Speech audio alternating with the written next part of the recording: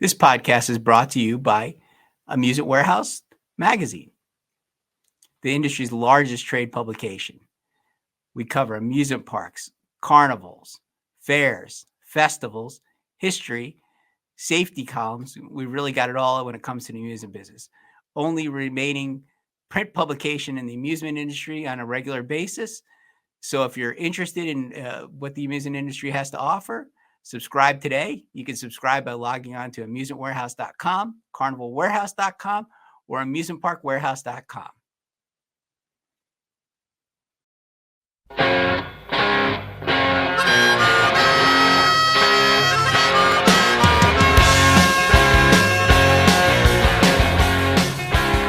Welcome to another edition of Amusement Warehouse Podcast. Today, our guest is Rob Berk. You're technically president emeritus, I read, right? Is that true? Something like that, yeah. President emeritus of Berk Concession Supply. You've drank or ate or done anything about an amusement park or midway, you probably touched one of your products, right, Rob? You got it. We were the innovators way back when. So your business started like your family had like a pest control business was the first thing, or some kind of pet? We had three different companies. My dad was a coin dealer. Huh. We had also a pest control company, so we went around spraying for bugs and all that kind of thing in people's homes and businesses. And then we had another division called Berk Paper. So Berk Paper was paper towels, toilet tissue, cups, napkins, and we carried some janitorial supplies as well. Yeah. So it kind of started from that. And just a lead into what happened. So when I got out of college in the mid 70s, I started hitting all the county fairs like anyone liked to do. And I saw all these generic cups everywhere. So it just kind of made an impression on me. And when I started walking the fairgrounds, all the concessionaires were buying from all of our local competitors. But they were using, the lemonade guys were using what Sweetheart cup called the wheat design cup. It was just a generic looking cup. And being like white plain cups back then, or? Yeah, just very generic cups. They'd use that. They'd use closeout cups. They'd use styrofoam cups. You know, there was no talk or even thinking of having something customized. It was only the largest of the large guys that did it, but 90% of the guys did not. They were all mom and pop operations. And I saw an opportunity. So several years into it, let's say maybe the early 80s, I came up with the lemonade design. I don't have a picture of that. Maybe you do from your end. But it was a design that was unique for that industry. And every lemonade guy that I came to, at least in our neck of the woods, Don Huber was one of the biggest guys. He used to buy 100 cases at a time. Well, to me, 100 cases was massive. And I showed him the cup, and the guy went crazy. But the one thing I don't have with me, and let me see if I can find it, but in our catalog, we had it showed the growth of the lemonade design over the years. But in the beginning, it was just the words lemonade around the cup. And at the time, that was still unique for the lemonade guys. So they said, I want that cup. And from there, it developed into the design that we use today. And it was the start of something that little did I know how big it would become, because I started getting people that wanted to buy our products from coast to coast. I never heard of half these concessionaires, because in Northeast Ohio, you had Bates around here and the Otterbacher family, and they were the big players. So they were the ones that started buying our product, and the next thing you know, I started getting people reaching out to me from all over the U.S. That's pretty neat. You know, when people think of things that just, I guess, is right in front of them, but they don't think about what could be, and you did. That's really, and that's just the start of it. I mean, you're just touching the tip of the iceberg. Had the idea that sparked it, but you know, people are like, okay, I guess like bottled water. Like, who the heck thought to put water in a bottle? You know, it's crazy when people first did it. Like, why am I going to pay to have water in a bottle? I remember first time I ever had it, I was like, that's nuts. I could get it at the fountain, but Well, for me, it was crazy. There was a big operator out of Cleveland called Bob Baker, and he had a Bob's Fresh Lemonade. And I said, "Boy, I'd love to sell you." No, I'm buying from this guy in Cleveland. He's been my distributor from day one, and um, he, like myself, we were distributors for Solo Cup. That was the cup company back then, either Solo or Yeah. Sweetheart.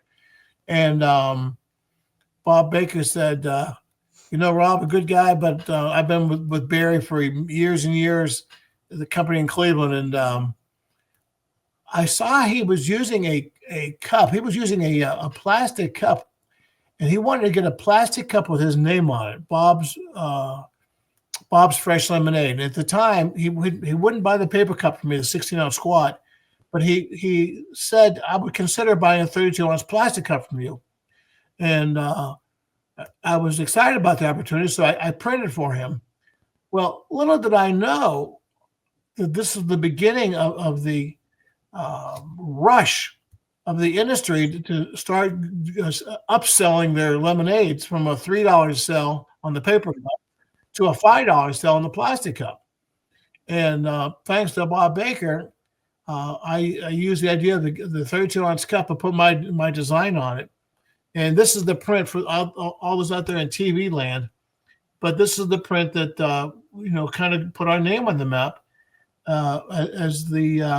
as a design that really stood out. Because like I told so many people early on, especially those that use a foam cup or a generic cup, I said, do me a favor. So I'd grab, even down in Gibtown, I'd grab a generic cup and I'd walk halfway down the aisle there. And I said, can you see this cup? It was a generic cup. No. So then I put that cup on the table and grabbed this cup. And I said, can you see that cup? And they said, yeah. So I said, the idea being, when people are walking with that cup, they think lemonade. And then they're going to ask, hey, where did you get that drink from? And the guy right behind me down the road there, he had it. So that people start realizing that, and I kind of came up with a slogan, "Flash is cash." They start realizing that, hey, there's something about this guy that maybe he's onto something. Because a lot of the guys, the larger operators, they always had great trailers, and they put flowers and lighting around their trailers and neon signs and whatnot. But no one really looked at the packaging aspect of it, and that was where my strength was. And even today, there's a lot of people that dabble in the packaging, but most of their strengths are in food service. But our strength has always been the packaging, and I came up with this concept and many concepts with the lemons on a rope. We sold for a long time. I remember seeing Bobby Pugh from Ryhopper shows. He'd come to Gibtown every year. He says, "Where's your ropes?" And he'd buy, I don't know, 25 or 50. Debbie and Bob Hugh would go crazy and buy these lemon ropes and vegetables on a rope. But the idea being that it flashed up the trailer and it attracted people to your stand. I mean, ultimately, that's what you guys want to do, to bring more of an audience. So over time, more and more, we introduced our products and offered opportunities for a lot of concessionaires to print their products.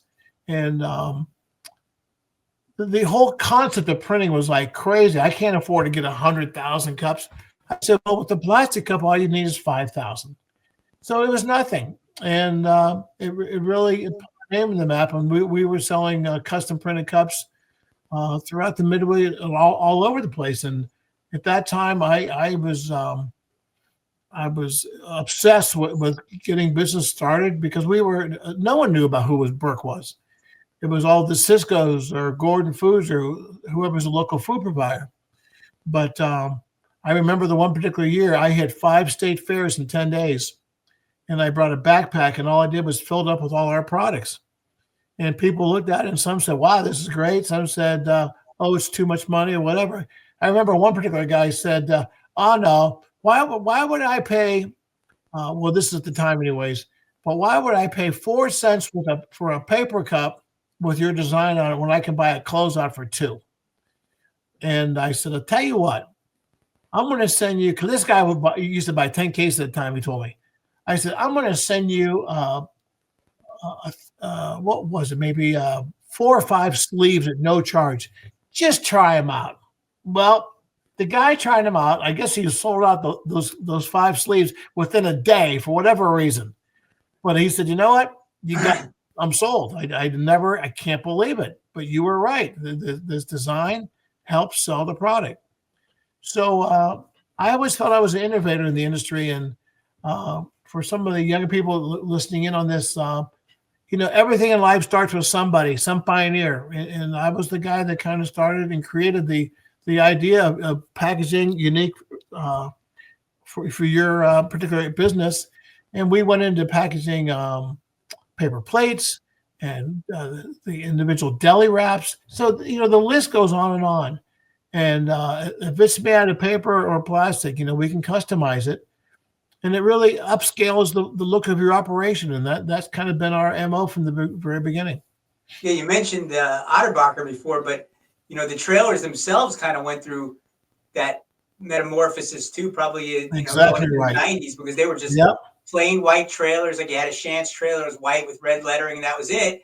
And then, somebody might flash it up with some neon or something like that. But then, Gary and some of the other big trailer manufacturers started to make these beautiful designs with the marquees and the big marquees, and that changed the game too. So it seemed like you guys were almost, not working in tandem, but you kind of both had the push to really sell things and make things more exciting for concessionaires. It must have been an exciting time. I remember Dave Campbell had a trailer down to Gibtown one year. It had like 2 floors, but the second floor like popped up or something. And I said, man, how do you come up with these crazy ideas? But, everyone's trying to outdo the next guy. And what can they do to create something that attracts the crowd? Some of these trailers nowadays with the signage is just, it's amazing. It's like a billboard. Yeah. But the idea being that, hey, let's attract someone to my trailer, not the guy next door. And between that and our packaging, it makes the complete package and makes these people stand out over the others. So, what about the commemorative cups? Those have become so huge. Did you have a role in starting something like the welcome to this specific fair, or we custom printed just about everything, for individuals to fairs, of course. We do the Texas State Fair with the big text on the topper. Right. So, the sky's the limit to what can be done. But that was pretty revolutionary, though, because people weren't going to buy cups just for one event. That seemed crazy, right? Some people, the resistors probably said stuff like that. One of my better selling points was in our area, the largest county fair is Canfield Fair. Yeah. And they were celebrating, it was either their 100th or 150th year anniversary, or whatever it was. Yeah, so I said, why don't you use a custom printed cup and make all the concessionaires buy the cups from you? So, I charge them X, and then they charge X times 20% or whatever it was. And, but, that's another thing that can be done as far as the fair owners is they can come up with a design and ask the concessionaires to use this design exclusively for our fair to promote our fair. And not all concessionaires are real keen on that, because some people like to promote their product and so forth. But everyone's got a different take on this, on the custom printed products. And, overall, it's there's something fun about it. And like you're suggesting, people start collecting these cups. So the fair goers will go to a state fair, and every year they'll have a certain cup that's unique for that year. And the next thing you know, people are coming back to the fair and say, hey, what's your cup this year? I want to buy it to add it to my collection. Everyone collects everything. I collect pinball machines. I know. That's amazing. So, everyone, their clock ticks differently. But I was hoping you were going to do the podcast from the pinball machine room. That'll come up either today or next week. But that's been a lot of fun doing the pinball deal. But, I guess when you're a promoter, you kind of understand concepts and ideas. The Berk Concession Supply was my idea, and the custom printed product and so forth. I do this pinball show. It's going on its 40th year. Again, this was my idea. So I've always been an idea guy. What's that? You promote it? You're the promoter of the pinball machine show? Pinball Expo. It's my show. Yeah. Oh, no way. So, it's in my blood, promotion in my blood, and I see opportunities, but, whenever I do something, I don't go halfway, I go all the way, and just I want to make sure that people get a great experience in whatever we do, so that they feel they're getting their money's worth. So the pinball thing has been a lot of fun. We will digress a bit, but the pinball show started out of Chicago, which is the home of pinball, and that was the first year I did that show. And the idea was to do it one time only, to recognize and honor my heroes who were the pinball designers, because I always felt growing up, man, this game was great. I love this game, or I love this company. And I thought to myself, these guys are 9-to-5 guys for the most part, but the only guys that get the recognition are the owners of Bally, or the owners of Williams or Gottlieb, or whatever the different companies were. And I said to myself, it's about time someone recognizes the true heroes, who were the designers that laid out the play fields of these games. So I did the show, and it was a resounding success. And I remember I had 4 guys come up front, and I said, ladies and gentlemen, these 4 guys are responsible for designing over 600 pinball machines. So everyone stood up and applauded. And by everybody, we had 100 people the first show. This past year, we had over 6,000, to give you an idea how the show's grown. But when they stood up, a lot of these guys had tears in their eyes, because they weren't used to these accolades. They were recognized. And they were finally recognized. So to me, it was so satisfying and gratifying. And to me, it was a one and done event. And about 6 months into the following year, people started saying, when's your next show? I said, well, there is no next show. I did what I wanted to do. And they said, oh, no, this show was too much fun. Do one more. All right, one more. Well, this last year was our 40th year, so we're still doing it. 40th year. So, what's your favorite pinball machine? That's a tough one. Probably Medieval Madness is one, or let me think. Theater of Magic and Medieval Madness, I think, are my favorite. But everyone out there, even people listening to this broadcast, there's like Kiss was always a favorite for a lot of people. Yeah, I got a buddy who collects the rock ones. He has a rock shop, and Captain Fantastic was a popular one back in the day. But by the way, I do buy pinball machines. If you got one in your basement, give me a call. But anyways, it's so crazy. I started buying these games and buying more and buying more and buying more. So I told my daughter one time, just off the cuff, I said, boy, I wonder, who's got the most pinball machines, even though I knew I had a lot of them. So she spent 2 years documenting every game I purchased and I owned, and presented it to Guinness. And about a year ago, we were doing a live presentation on TV from a local TV station. And then my wife says, hold on, press, don't leave yet. And she presented me this plaque from the Guinness people, recognizing me as having the largest collection of pinball machines. So it was over 1,000, 1,040, I think, at the time. It's probably 1,100 now. Still buying them. But where do you keep them? Well, what I did was I opened up an arcade, and I called the arcade Pastimes. But in the arcade, we have over 600 games set up, between pinballs and video machines. So for those that are in the video, like the Pac-Mans, Donkey Kong, Centipede, all these games. I like Gorf. Gorf, got it. Galaga, whatever. You don't see it too bad. Galaga's my other favorite. I love that one. Yeah. But so when you walk into this arcade, there's 600 games. So you pay $20 and you play till you drop. Oh, it's all you play. It's a bargain. Wow. But that was also, I don't know what it is, but when I go with something, I go full blast. And the arcade, Pastimes Arcade, we had people come not only from all over the U.S., but all over the world to see this massive collection. Because there's more and more pinball fanatics out there, more than people would even realize. And like any hobby, there's some people that are really passionate about it. And if they've been to Pastimes and see these games, and they walk shaking their head, man, this was an experience of a lifetime. And I have some younger kids saying, man, this place is great. I love it here. So that's always fun to see that. But I've been to a couple of those cool little arcades like Mr. McGorham, or isn't there something like in Michigan that's a pretty famous? Yeah, I know him. Marvin's Magical, whatever. Yeah, but that's what it is. And he's got cool like sideshow stuff up on the wall and different things. Yeah, so I knew Jersey Marvin too, where I've been to. Yeah. So Marvin's passed away. His son's running it now, but the local mall has made them move out of there. They're putting another. So that business has been there forever. So I think they're moving to a new location. But being in the entertainment industry, whether it be myself with the Berk Concession or the pinball, it's a fun industry to be in, and it brings a smile to your face, to put it bluntly. Yes, and the stuff you're involved in, it's crazy. So with the souvenir cups and doing all those things, you also got into like what about like the buckets for popcorn and stuff like that? Like they just had generic things before. Yeah, that's good. Right? That's a good question. So let me see if I can get my little dog here to be quiet. Pep. So let me think of this gentleman's name. There was a guy out of Pennsylvania, Rick.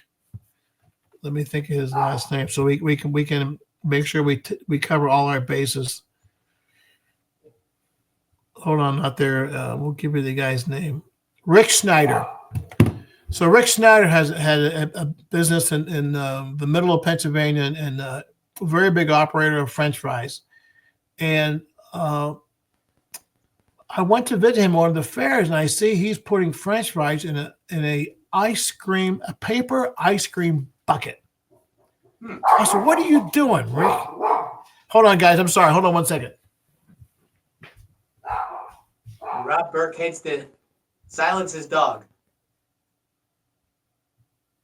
As long as we don't hear any weird noises, I guess we're okay. For now.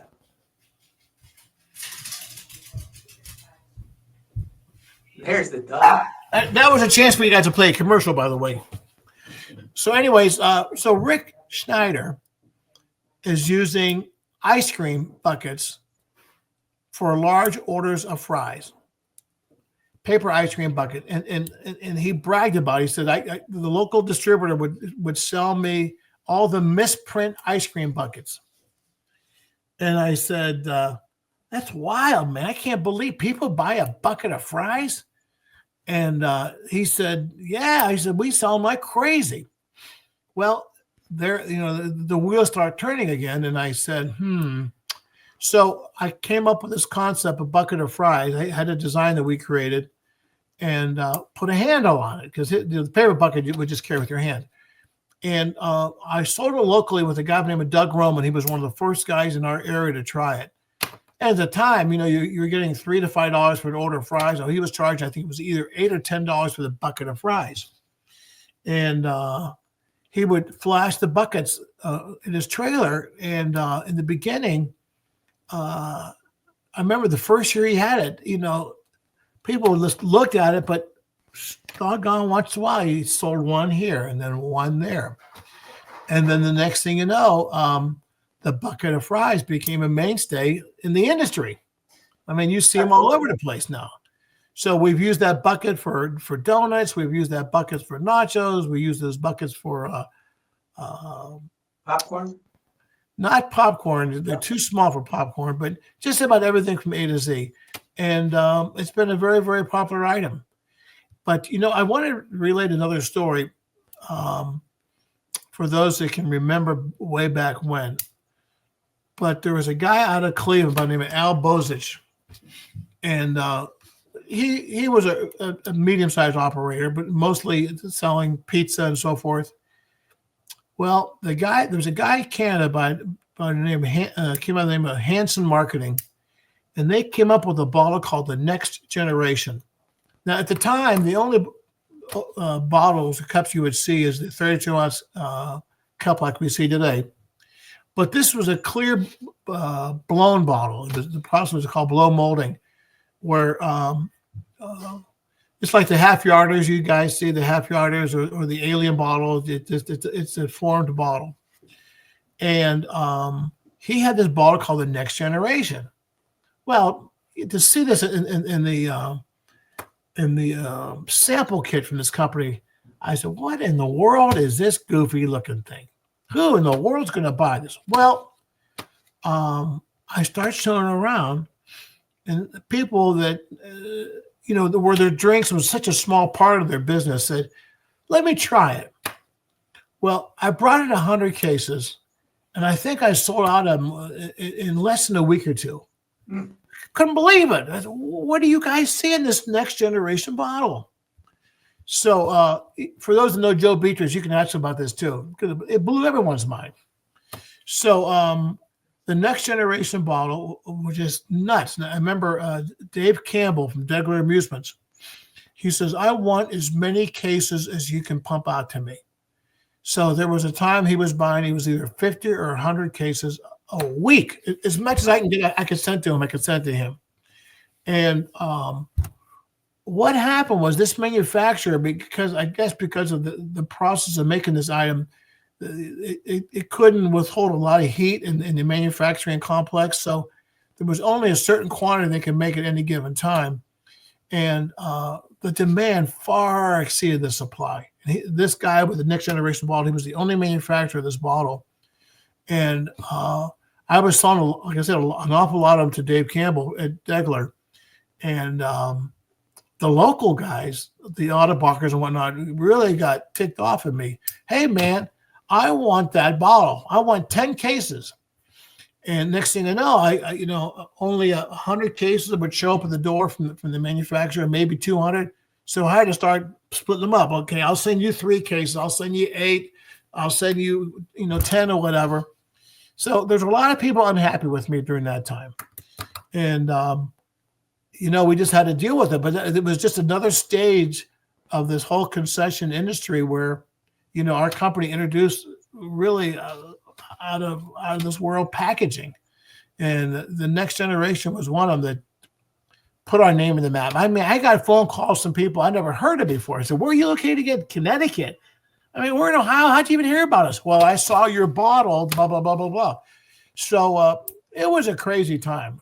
But it really put our name on the map between that and the lemonade cup that people that never heard about us, they heard about our products. So that helped catapult Berk Paper at the time. And I made the decision to call the company Berk Concession because Berk Paper to me was the name that my dad used, but the paper products were typically paper towels, toilet tissue. When you think paper, or you think office supplies, right? Berk Paper. So I said, it doesn't really tell us who we are. So I kind of came with the name change of Berk Concession Supply, which more clearly defines what we do. But that was some of the early stories, guys. What year was that for the next generation cup? The next generation bottle, approximately somewhere in the 80s. 80s. Yeah, and maybe late 80s, early 90s.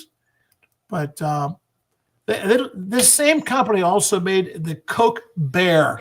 I don't know if anyone remembers that, but they had a Coke Bear. It was a 32-ounce cup where the head screwed off and the straw was in the middle of the head. And that was also a very popular item for a while. And then that just kind of petered out. But between myself and Joe Beatrice with the company he had at the time, we were pumping out bottles like crazy to the industry, and they couldn't get enough of these plastic bottles. And it really opened up a whole new avenue for the smallest concessionaire. They would start carrying these bottles and start seeing sales beyond their wildest dreams, selling drinks. Sometimes their main business was funnel cake or elephant ears or pizza. But then all of a sudden people said, forget that. I want that cup. Give me that drink because I want that cup. So that was happening. And then, the half yarders and every design of half yarders, we have a full lineup of these products in our catalog, but, there's just never enough products. You think you've covered all the bases and then someone comes up with something new. Somebody wants to do something new. For a while there, we were doing the lighted bottles where the bottom would light up. And those are really cool. But what happened was, if the inventory sat around too long, the batteries would die out. Guy. Yeah, so that didn't last too long because the batteries was an issue. Yeah. I think I read you have over 4,000 products in your catalog that you sell or something like that. Well, that's as of last count, but you try to have everything for everyone, and we try our best to do that. It's like pinball machines; they just keep accumulating. Yep, The one thing I have with the pinballs is a lot of people remember maybe a pinball machine called the Addams Family. Oh yeah. There's certain titles that everyone seems to know or remember. But the one thing I've done with my museum is I have a whole aisle just with pinball machines that were made from either Italy or France or Brazil or Australia. Really? And you'll see games at this arcade that you will see anywhere in the world because no one has the breadth of games that I have. So it's just the way I'm wired. Whenever I get into something, I go full steam ahead and have amassed collections that are just out of this world, so to speak. It's fascinating in this industry is people like you. I interviewed Jimmy Drew not too long ago. He has the largest band organ music collection in the world. Oh my gosh. It's unbelievable. Like, it's these things that people have or the interest they get in addition to our industry and the things that they do is fascinating. There's just so many people into whatever they're into, and they're really good at it too, whatever that might be. And then you with pinball certainly is a thing. And as we said, Jimmy Drew with the music and the band organs, restoring antique things. Corky Powers loves to do that too, restore things. It's really interesting the sidelines that people have. I think what would be fun for you is to bring your cameras down to either me or Corky's place or Drew, whatever, and go get some video behind the scenes. The pinball that place would be a lot of fun there. Oh my gosh, you're gonna lose your mind. For those of you that have nothing to do, it's www.pasttimesplural.arcade.com. And where is it? What's that? Where is it? Well, it's in Girard, Ohio, which is near Youngstown. But you can look up on the website pasttimesarcade.com, and you'll see some video of the arcade, and it'll blow your mind. It's just crazy. When you walk in there, there's this wow factor. Like, where do I start? And also in the arcade, I have several of the what we call the pre-flipper games. The pinballs were made from the 1930s, before there were flippers. But a lot of these pinballs were made in our backyard here in Youngstown, Ohio. So, it's a walk in time, to be honest with you. And then we have some of the old pitch and bat baseballs, some of the old gun games. So, anyone that remembers the glorious years will see a lot of fun stuff. And you serve concessions there, I hope? Oh, yeah. So my wife and daughter came up with the idea of doing milkshakes. So that's been a big part of it. Oh, that's neat. That's nostalgic. But it's not soft serve. It's, the hard ice cream. So you got to sit there and dig it out, and it takes some time, but it's been one of our top sellers. There's something about Ohio. It's really fascinating me because I've talked to Gary Adebacher and other Jeff Pugh when he was around and people like that. But there's something with Ohio with the amusement business where I remember when I first came into the industry, it seemed like every trailer manufacturer was from. I mean, not every, of course, but there were so many though from Ohio. You had Gary was doing it, and there was Molnar, and there was a bunch of different manufacturers, all from Ohio. And then there were a couple. You got ride manufacturers with Arm and carnivals from all over the place. But there, generally there's some story behind it why it grew up in the area, but nobody seems to really know why. I mean, I know Ohio.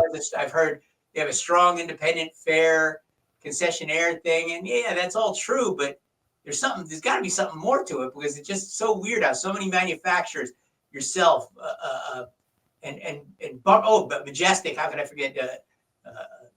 Vince will yell at me. Forget about all those places that came from Ohio. It's weird how places like that crop up in different areas in the United States, but Ohio really seems to be just a real rich land for that sort of thing. What surprises me is the concessionaires, the amount of money they'll pump out to buy these trailers. It's just unbelievable. But then again, the gig town that were just mind blowing. I remember because I used to do some advertising for Gary back in the day, and the knock, used to be that his big trailers were expensive, but at that time we made that ad for AB. I don't know if you remember. It said too expensive in big bold letters with the question mark on the end. We designed that ad. It kind of hit the thing head on. But those trailers were approaching, a couple 100,000, and people were losing their minds. Now, forget it. It's unbelievable. It's amazing. I can't even imagine. But then again, the concessionaires must see a profit at the end of the day that makes them spend that kind of money because, well, not only that, but the competition can kill you. I mean, if you have one of the basic trailers made back in the 60s or 70s that were just a shell basically, and then you're next to a guy with all these lights and horns and whatever else you want to call it, it's like, I don't have a chance. Either I buy a trailer like this guy's got, or I'm dead. No use, I might as well just pack it up.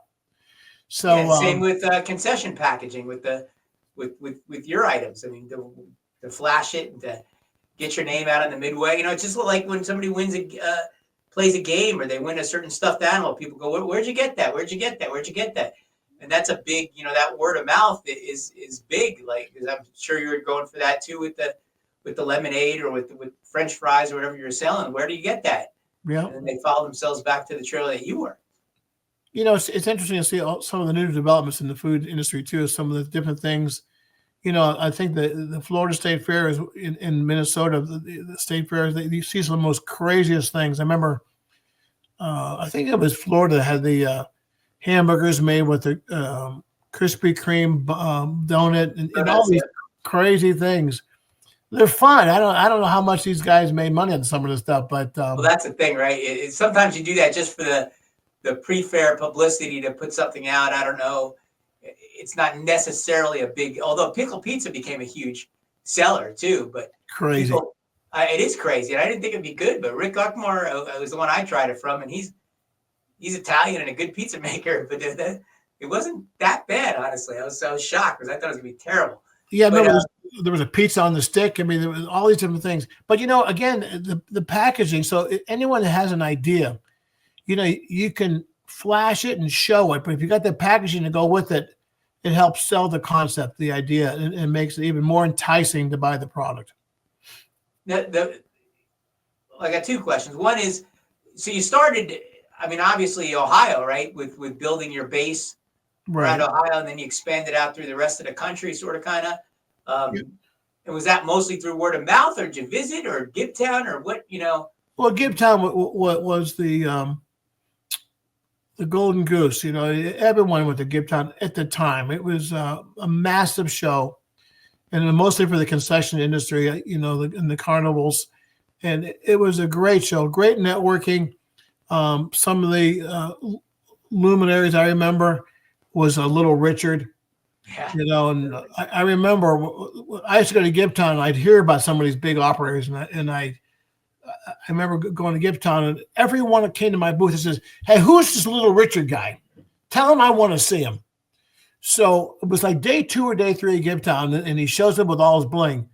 He said, "Everyone tells me I'm everywhere I go. People says you want to see him. Who are you?" And I said, I want to say my products," which I end up doing. But that's how it was in the early years. I didn't know half these guys, Vivona, all these guys. And I said, I want to meet you guys. And they come to Gibtown. I mean, everyone came to Gibtown back then. But for your viewing audience, I want you to remember one thing that Little Richard said. He used to hand out a pen, and it says, "Don't forget your friends going up the ladder, because you might need them when you come down." I remember he would always push that little statement. But there were some fun guys, the industry back. There was a lot of interesting characters, and all fun people. And, the Gibtown was a lot of fun. I mean, I remember Gibtown, I think it was 6 or 7 days in the early years. And way in the early years, when we first heard about it in the early 80s, I couldn't get into Gibtown. It was sold out. Really? And it was just, they had the one building only. And then they got so many people that wanted to come to Gibtown. They opened up. They had a tent outside. So I was there at Gibtown the first year they had the tent, and it rained there, and there was mud on the ground, and it was crazy. But I got introduced to the industry and meeting some of these people, and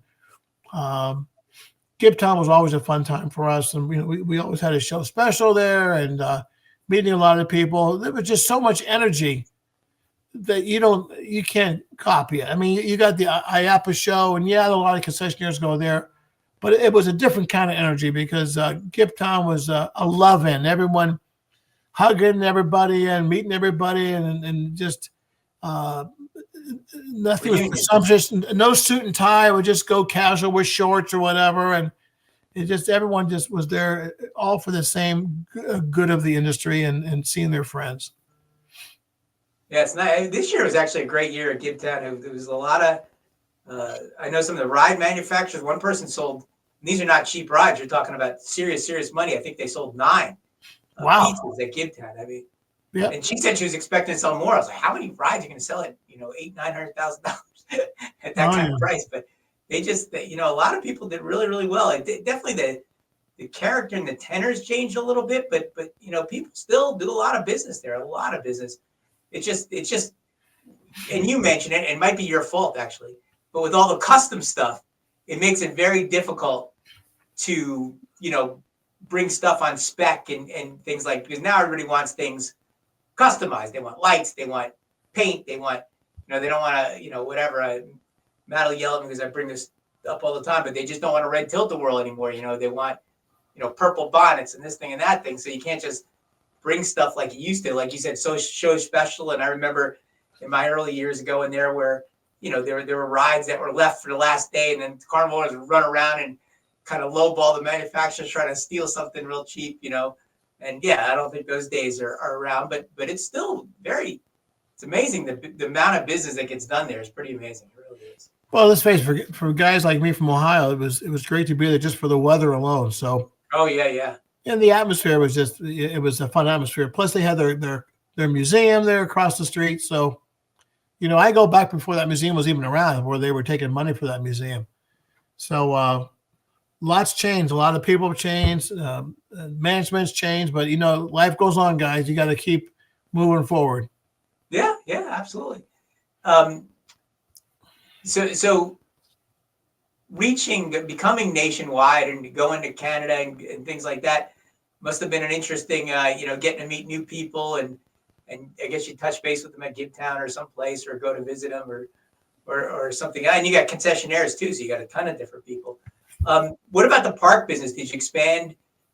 We're getting into park business more and more, and it's been an interesting industry because it's a little bit different than the carnival industry or that we have, here in Gibtown. But, more of a suit and tie, more of a professional presentation, more of a sometimes placing a bid and competing with other people.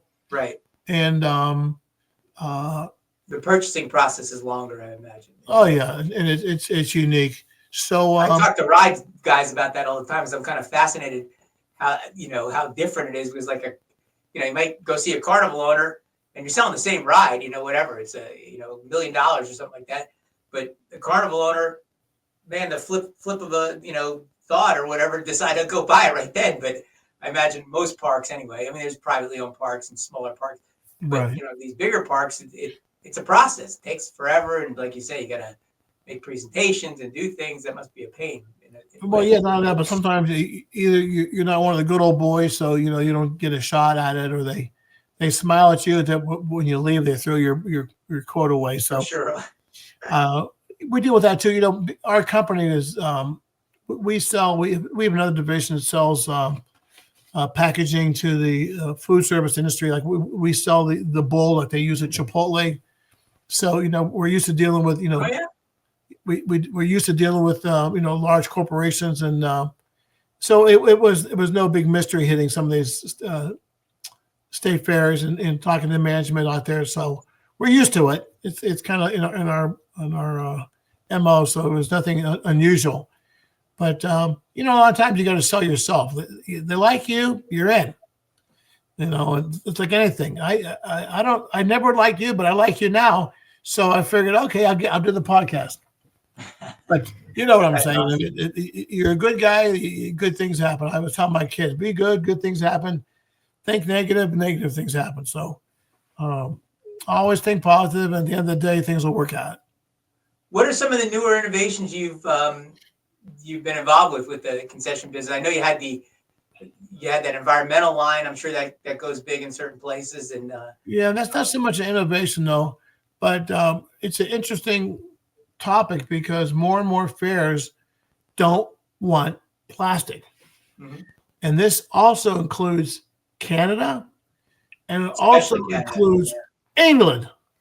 So we try to get some inroads into England as well, and that's what we found.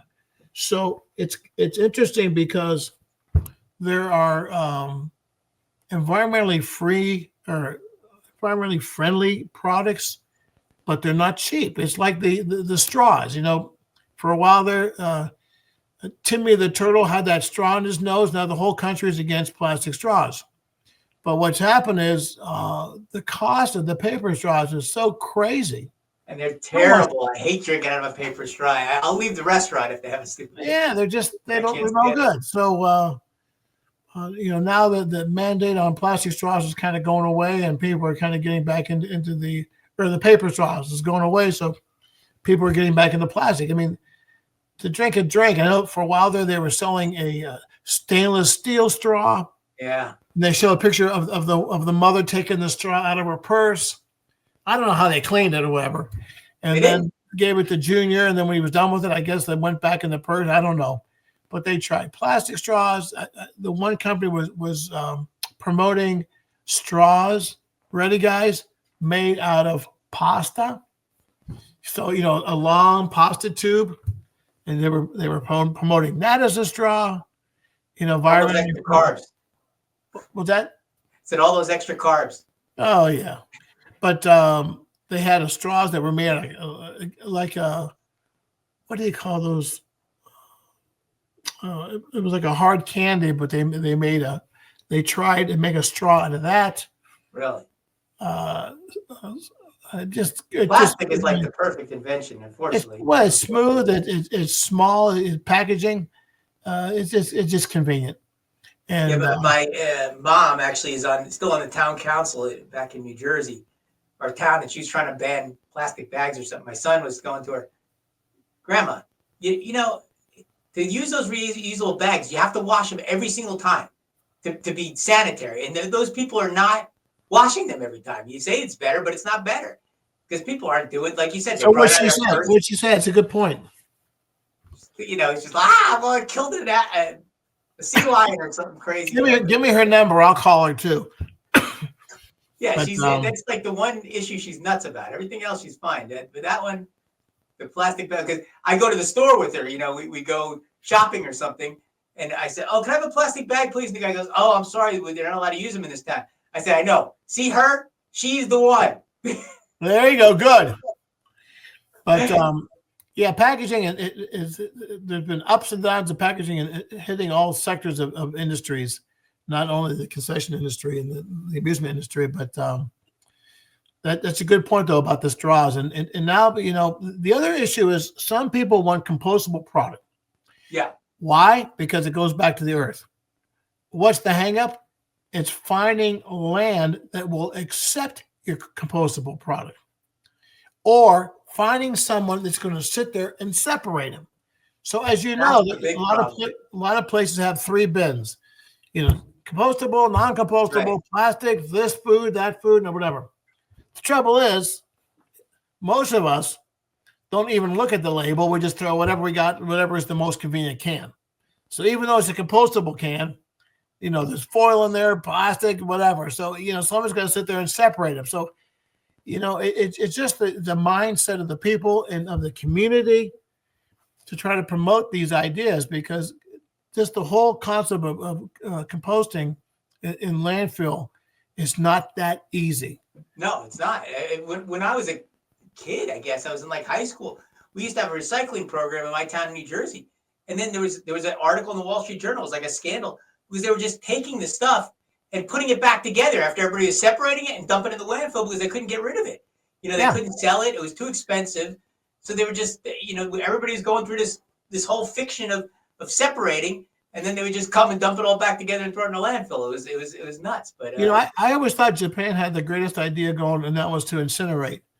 So some people say it throws fumes in the air and whatever, but what's a better way of getting rid of it? I mean, they do that a lot. You don't want to dump the stuff in the oceans. That'd be ridiculous. And but some people do that. They either dump in the oceans or try to bury it. But after a while, you run out of land to bury this stuff. I mean, they find stuff they dig up years, 10, 20 years later that hasn't decomposed at all. So You got to think these solutions it's all the another way through. issue. A Yeah. lot of times there's negative consequences to. You think you're doing something, but then if you don't wash your straw or you don't wash your bag, you get salmonella or something because you're carrying around You got whatever it. pork juice. I mean, I always liked the brown paper bags, man. That's how it was back in the day. They were convenient. They were strong. Lunch bags. So let's talk about your family. Riley is now in charge. Yep. She So does she rules pretty hard on you? Is she give you a daily to-do list, or what's she doing with you?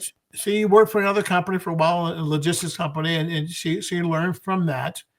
And then I said, it's about time. Maybe you think about coming back to work for the family or coming to work for the family. And she had been to some of the early IAPA shows. We used to exhibit at IAPA in Europe, and that was an adventure in its own, the whole European market. But she went to the shows and she said, this is my life. This is my future, Dad. I like working for the family and being part of the family business. So of all the kids, she kind of grabbed it and ran with it. And she came to the company and she showed a lot of leadership skills. And as the old saying goes, my get up and go has gone up and went. So hers was still, young girl, so a lot of energy and a lot of ideas, hopefully good ideas. So we kind of made her CEO, and I was okay with that because I mean, ideally you want to turn things over to the family over a stranger. And I said, hey, I'm here for you. I can help guide you. And kind of the same thing with my dad, but my dad was ill at the time when he was kind of stepped down, but he was still a phone call away. But for a family, that kind of helps to ask, hey, how do you do this? How do you do this? What happens when this happens? Where do you go to? So, I'm here for her, but she's learning along the way and she's building relationships. I mean, she's had a very strong relationship with Debbie Powers. Debbie's helped her That's a good person to have a good relationship with. Yeah, helped her get into OABA. So, she enjoys this industry because she grew up in this industry and hitting all these fairs. The carnival side of things. Yeah. So my daughter works too, and she kind of. I mean, at first she was a little, weirded out by it, but she loves it. She really loves it. How can you not like the amusement industry? It's so much fun. The one thing I miss though, I miss the sideshow barkers, and there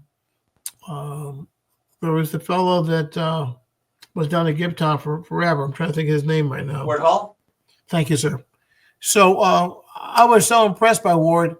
I asked him to speak at our Rotary Club. So I flew him in to little old Warren, Ohio, and here we got a barker here. And I said, Ward, do me a favor. I said, grab one of the people here on the audience and let's do something. So he'd have this person in my front and he says, here we are in front of you, the normal looking person, but this person eats, 15 pounds of bacon and this and that and everything. But he had a great way of promoting himself, and he was a colorful guy. And another colorful part of Gibtown is gone. But, we met him in Gibtown, and it's just interesting to look at the walls of Gibtown and all these different people that were involved in the industry.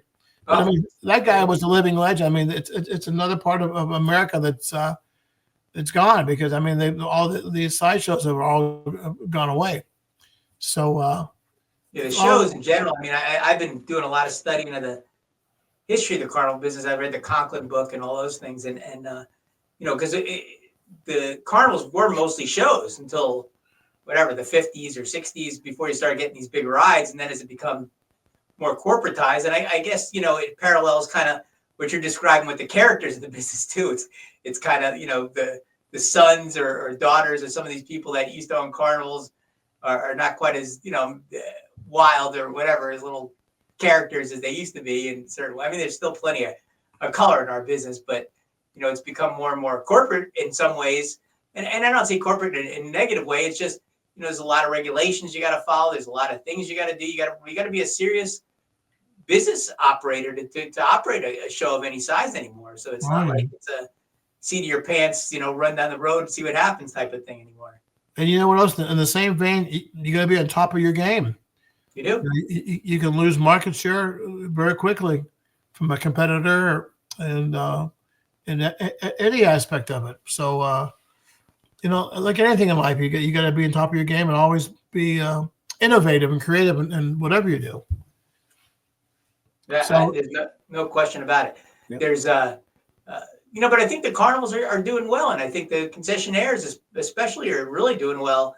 A lot of them, they're like you said, they're buying the trailers, they're buying your products, they're doing everything they need to be doing. I wonder a little bit how much prices can continue to rise so much, and then our customers continue to come back. So far, it's held up pretty good, and history I read about. Also in that Conklin book, I read about World War II, and same thing happened. There was a big bump, supply chain issues. It was like I was reading about the pandemic. If I just substitute war for pandemic, it would almost been the same thing. But there was a bump, and things stayed up. But maybe it'll stay up. I don't know. But I'm always a little cautious that how often you spend. Like you said, the fries went from $2 to $10 or whatever because you put them in a bucket, which is great. But one thing I noted though, once COVID hit, it seemed like it numbed everybody as far as what to pay for something. Yeah. In other words, there was a time when gas was like in the $2 range. Now it's in the $3 range, whatever. But no matter what the price is on anything anymore, people just accept it. It's like, oh, okay, if you want it, you got to pay for it. And so you don't have enough money left to buy it, then you don't go. Well, that's an issue too. Because I'm a firm believer in fairs, and I run the fair side of things a lot too. In addition to the car, I've run a lot of events, and we need volume. We can't work not on volume. It's like you don't want one person at $100. You want 100 people at $1 to come through. In general, when you're doing those things, so you want people to come multiple times. You want them to be able to come back, and that sort of has elasticity with the price. The price is going to drive those things to a certain extent. I mean, it's great if you just save up to go one day, but that's not going to make the concessionaires happy. That's not going to make anybody happy in the long run. Oh yeah, it's not an easy thing. So what's next for Berk? You got anything new on the line? Well, let me think about that. Close us out to get us all excited here.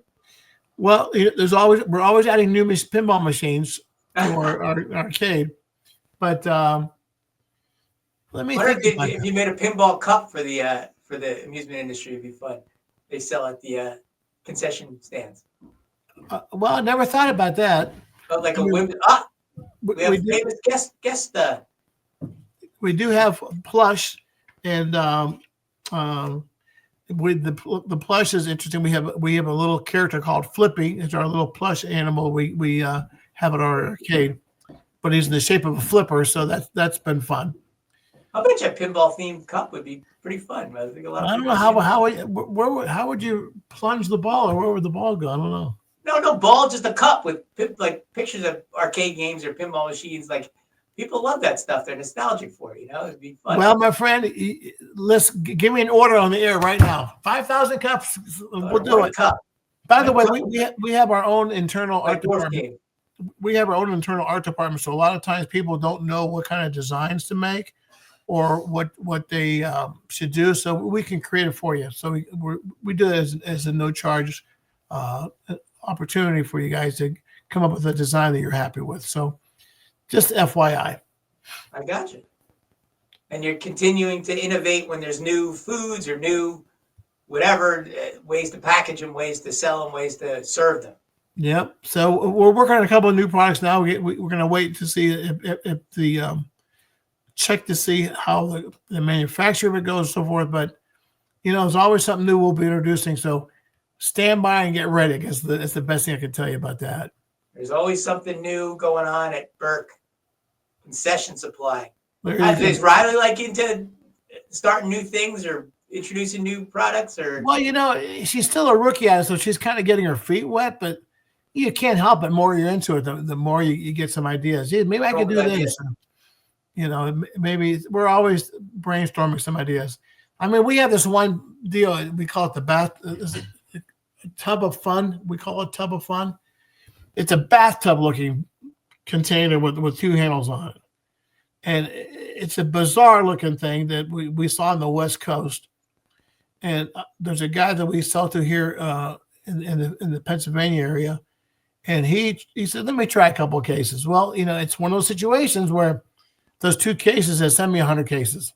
So, you just never know. People are always looking for something different. Even the bucket of fries, they're probably getting tired of looking at the bucket.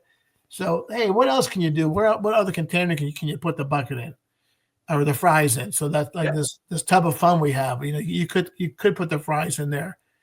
So you got to keep looking at this stuff. So there's no new Rob Berk that comes around and says, I'm going to innovate and make a new cup that nobody's thinking of yet. You got to continue to make stuff and innovate new things and continue to do all the things you've been doing. Well, Rob, your fascinating history. One of the people, that changed so much and that people don't really realize, when they see things in the Midway and the cups and the different things and all the innovations. This is where it all started. Even the cotton candy bags. Gold Medal was the first guy to have the monster bag, they called it. For their the big one, yeah. And we came up with a design called the Bagosaurus. So something that kids would like. And then we've tried some different sizes of cotton candy bags, and they've been lukewarm results. But always trying to innovate and think of something new and different. Not everyone's a hit, but we're always trying. Well, thank you so much for coming on. I'm going to get out to see that arcade. I'm excited now. You're welcome to it. Everyone that sees this broadcast, if they mention they saw the broadcast, we'll give them a special VIP price. Nice. VIPs. Well, thanks so much for coming on, Rob. I appreciate it. And your dog. Thanks for having me. I appreciate it. Get a special appearance. We'll talk to you very soon. All right, buddy. All the best. Thanks a lot. Take care. This podcast is brought to you by Innovative Ticketing is the ticketing source made for the amusement industry. Our staff of professionals can guide you through your setup, assist with customer service, even on the weekends when you most need it, and help increase your sales through promotions that work. Innovative Ticketing is the ticketing source made for the amusement industry. Sign up today at innovativeticketing.com.